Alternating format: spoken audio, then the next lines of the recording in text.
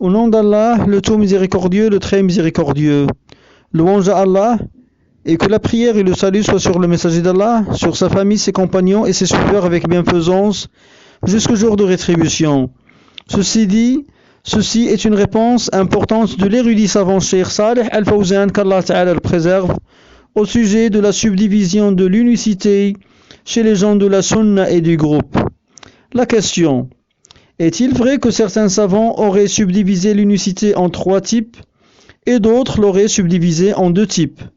Et est-ce que nous pouvons connaître quels sont ces types? La réponse du cheikh, qu'Allah Ta'ala le préserve.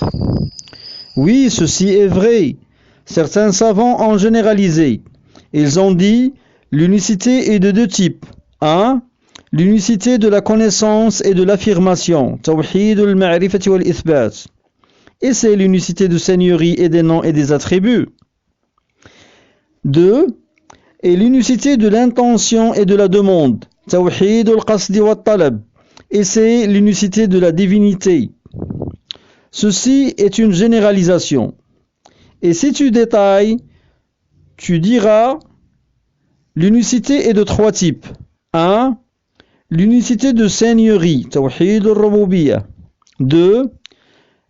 L'unicité de l'adoration, Tawhid al-Uluhiyyah. 3. Et l'unicité des noms et des attributs. Pourquoi ont-ils détaillé? C'est que des sectes innovatrices avaient contredit sur le plan des noms et des attributs, soit en les reniant carrément ou en les interprétant, note du traducteur, en les interprétant, c'est-à-dire en les faussant, en falsifiant leur sens. Fin de la note.